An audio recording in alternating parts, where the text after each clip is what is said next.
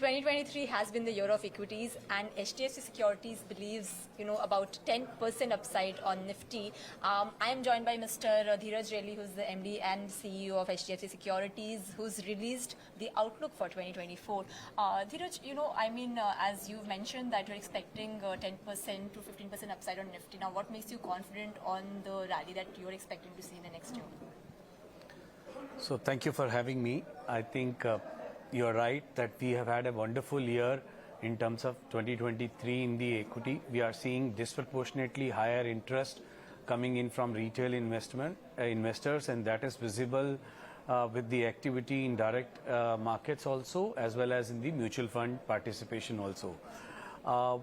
As far as why we are bullish about the 2024, I think one of the biggest uncertainties out of the equation now, this is about the general elections, and we believe that with the outcome of 3 states election in the Hindi hinterland, now it's clear, or the probability is very high, that the existing party will continue and they will win the general elections with thumping majority. And what it means for the market is that we will have continuation in the policies, and that means positive for the markets also. And overall, now we've seen that even foreign institutional investors are also back with the vengeance in the market. We have seen disproportionately higher flows in the first 15 days of December itself, almost 5.5 billion, coupled with the domestic flows and large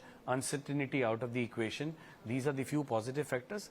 And last but not the least, I think after the synchronous action by the central bankers, we are seeing the light at the end of the tunnel, where we are seeing the inflation is easing out, which means that we will expect more rate cuts in the 2024 from almost all central bankers, including Fed and India also.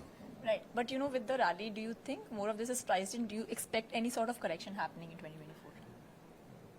Corrections can happen and will happen in 2024, but immediately, as of now, we don't see any trigger that would lead to a significant correction in the Nifty level. But yes, wherever there is an exuberance in particular sectors or particular stocks, we will see some or other correction happening in the mid caps and small caps. And it would also depend on how markets will behave in the next 3-4 months as we face elections in 2024. And if we see a significant upfronting of the rally in the market in next 4-5 months before the election, before the event's outcome, that's when, after the outcome, even if the outcome is positive for the existing party, we may see some kind of a plateauing of the market, or maybe it leads to some kind of a profit booking and some corrections in the market. With the rally, I'm sure it would have been great in terms of revenue for, leading a broking firm for that matter. So how has that been, as far as a brokerage firm is concerned with the current rally? I mean, how has the business been? See, we can't complain, because whenever there is a exuberance or positivity in the market, and when investors makes money, that's when we are happy. So the good part of this entire rally is that in this rally, in last 1 year or so, retail investors have actually, after so many years, have made money. So that's good for the investors, even if they've invested through the mutual fund route or direct equity route, or even in the IPOs, they have made money. So when they make money, that's what make us comfortable, and that's what helps us to get more business from our customers. Any particular segment where you're seeing a lot of interest? Because, wanted to understand this F&O segment is something that many have been saying that even after there is obviously a lot of risks attached, a lot of interest also is seen. So anything from that, segment? So there are a set of investors, young investors, who are looking this as an avenue to make short-term money, quick buck. But I think we all know the study done by SEBI, where 9 out of 10 customers are losing money. Even if it is small amount, but they're losing money. But this is okay. When you get attracted towards a particular asset class and particular style of investing, you would try and test the water. But as the prudence prevail, they start getting more acclimatize with the investment ecosystem and asset class ecosystem, that's when they start to participate through IPOs and mid-term to long-term investments also. So I don't see any kind of a bubble in the FNO space or any kind of a bubble in the speculative activities as well. Right. You recently launched HDFC Sky, going big on the digital side of the broking business. So how has the business, been after that, especially how have the, number of active clients that you've seen? Anything you can give us some context or some, data on that? Yep.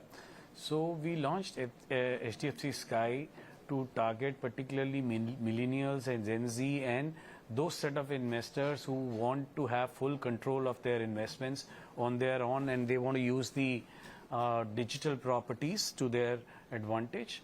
It's for those set of customers. It's exclusively launched HDFC Sky. We've seen a great response. Almost 1 million kind of downloads we've seen in our application, mobile application, and 200,000 customers nearly have signed up for the and completed the KYC. We are seeing good activity, turnovers are increasing, and one thing we are really happy and proud of is that it's all in one application, and it helps investors to invest in equity, IPO, derivatives, currency, commodities, even global investing, mutual funds, ETFs. So that way, we are opening up the whole host of opportunities for them to have a holistic view about the markets, and they can invest in almost all possible asset classes through HDFC Sky. All right. Thank you so much, Dhiraj, for taking out the time to talk to us. Thank you.